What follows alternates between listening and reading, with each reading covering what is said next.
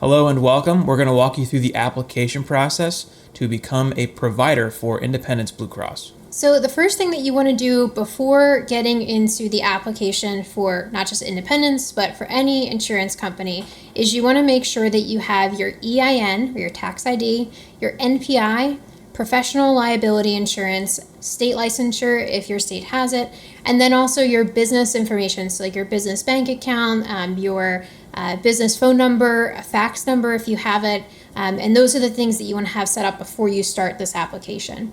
The other thing that you're going to want to start before and finish you get through to the applications for each of the insurance companies is your CAQH ProView, which is basically a credentialing database that houses all of your information, and it's going to help to eliminate duplicate paperwork. So for each insurance company, one of the things you're going to look for is the For Provider section or the Join Our Network section of their website. So for Independence Blue Cross, this is going to be under the Resources tab. So we're going to click on For Providers, and then we're going to go to Become a Provider. So with this page, it's going to tell you a little bit about becoming a provider and their mission statement. We want to scroll down to the link where it says Professional Providers. So one thing that's important to note for Independence, but this is also something to look out for with different insurance companies, is there's a specific network area. So it's saying if you have a primary practice address in Pennsylvania or Delaware, then you would notify Independence Blue Cross that you want to basically join their network. Now, some insurance companies right off the bat have a section that says which specialties are closed for credentialing. So sometimes you might see dietitian listed here, and this could be for a couple different reasons, but dietitian is not, so their network is open to dietitians joining them. So we want to scroll down to the section where it says credentialing and re-credentialing made easier. And it's very helpful because right on their website, it says how many days it's going to be to complete the credentialing process once Independence has all of your requested documentation. So for them, it's 30 to 60 days. And they have two credentialing steps noted here. So the first is the Practitioner participation form, and then the CAQH ProView link. Now, really, you want to have the CAQH ProView done first because you're going to need your ID number when you fill out this participation form. The other important piece of information on this site is a summary of the credentialing process. So on here, it's telling you that once they receive all of your required documents, they're going to review your CAQH ProView application, and then they're going to send you an email with the standard contract. And it says you have 15 business days from the date that the DocuSign email was sent to then return the contract. So there is a pretty short time frame where you're going to have to review the contract and then submit back any information along with your signature. All right, so we're going to look at the Practitioner participation form. So this first page is basically telling you that you are going to be entering primary billing, mailing address, and then also addresses per group TIN or EIN and NPI. And this is also telling you that you are not to submit any changes through this application. There's a separate form if you needed to update your address. Also important to note here, it says for PA, they credential in the following counties. So if you're outside of these counties, there's an issue that they may not credential you. So you would want to call before you go through this whole process of filling out the application to make sure that they're going to take any individuals that are going to be outside of these counties. So you want to scroll down all the way to the bottom and then just go right to the proceed button. All right, so for this page, you're going to, again, need your NPI already. So you're going to put in your NPI, and you can see CAQH ID, which is a required field. So again, you want to have that CAQH ProView filled out first. Your first and last name, your email address, so your business email, your date of birth, gender, and then practitioner role. So in this one, you want to click on specialist if you're a registered dietitian. And then under degree, this is where you're going to actually want to search for registered dietitian. So RD, which registered dietitian isn't really a degree, but that's just the way that they have it listed.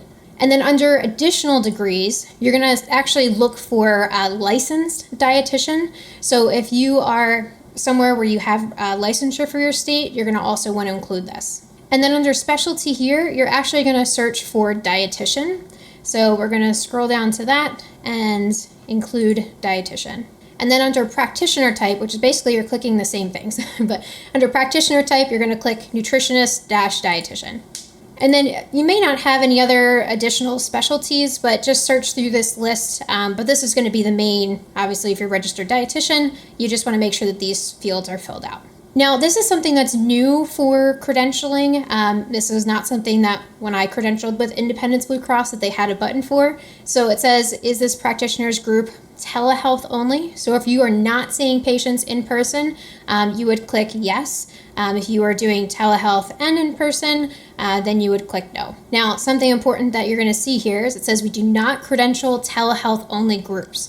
So if you are someone who is only doing telehealth, but you might do in person, then this is where you want to make sure that you click no, because you have that opportunity to also be seeing patients in person. So it could be maybe you're going to do home appointments, or maybe you're going to go to businesses and see people at their workplace.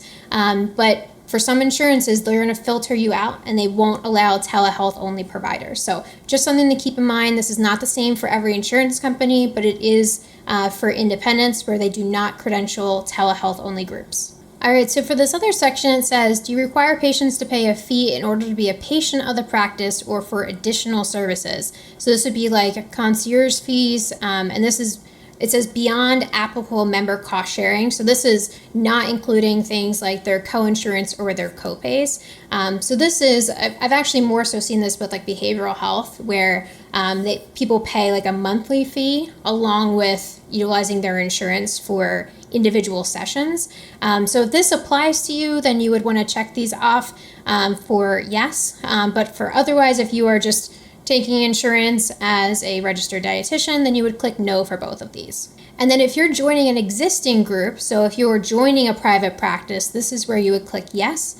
If you are the individual running your practice, then you would click no. And then we're going to click next and go to the next portion of this application. All right, so for this section of the application, it says group information. Now, if you don't have a group NPI, you're going to put your individual because this is a required field. Now, if you have a separate group NPI for your practice, you're going to indicate that group NPI here, and then your group tax ID, your group name, and then your group specialty, which would be dietitian.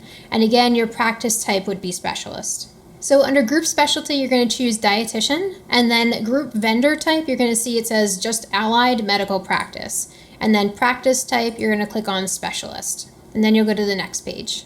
Now for this page, it's asking for your primary office address, then your mailing address, and then your billing address. If you only have one address, you'll just fill this in and you'll click that these are the same addresses, and it'll autofill all of your information. Now, one thing that's important for Independence Blue Cross's application is you need to have a phone number, office phone number, but the office fax is not a required field. For some insurances, the office fax is a required field. So I would suggest getting that ahead of time. Again, for Independence Blue Cross, it's not a required field, but for other insurance companies, it is for this application process.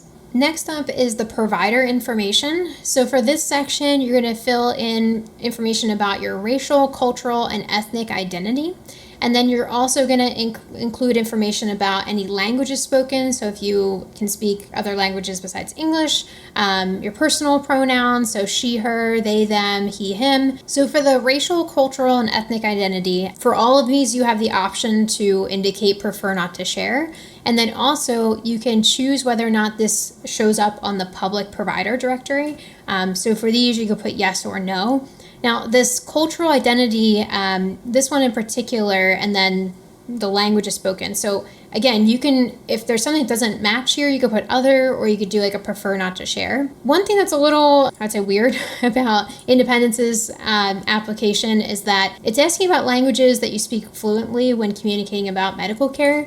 But this list is pretty short in terms of options. So you may just need to indicate prefer not to share. And this could be something that when you get through the credentialing process, your CAQH profile is going to include languages spoken as well. So this is something that it seems to be like a little bit of an issue on their website where it doesn't have enough information about different languages spoken. So you might just indicate prefer not to share just to kind of get through this part of the application. And then in this case, I would indicate no if you do have like an additional language that's not indicated on here. Just to clarify, English is not a selectable option for this field. That's the main issue. If you only speak English, you don't have an option to select here. So you're basically left with prefer not to say. Yeah. So for personal pronouns here, there's he, him, she, her, they, them, and then other options, but you can also indicate prefer not to share. So whatever fits best here for you. And then you can also indicate that your pronoun is not listed if you use something different. You'll go to next. Now, this section here is affirming care categories, and it's talking about specialized services performed by you. So if you click on this link here, there may be something on here that you might deal with in terms of, let's say you specialize in eating disorders. This is a pretty short list, so I would say for most individuals it might be does not apply in terms of dietitians. So I'm going to click that one because I don't specialize in eating disorders. And then for this next page here, it's assistive devices. So actually, if you look at this list, it only indicates does not apply or American Sign Language. So unless you have American Sign Language capabilities, then you would click does not apply. Now you have to click end before you can go to the next button and finish the rest of the application. Now this last part here before you get to the review page is the contact information. So who's to be contacted for the application and to verify information. So generally that's going to be you, provider. So you're going to put your name, phone number, email. You can include your website link, and this is something that'll be included on the directory. And then form completed by is just your name. So this last page is the review and submit section. So all you're going to do is review the entire application that you just filled out all on one page. And I would suggest maybe downloading this as a PDF just so you could save a copy for yourself. So once you have this all reviewed, you're going to scroll to the bottom and then you'll just click submit. So that's the process in a nutshell. If you have any questions, feel free to leave a comment, and thanks for watching.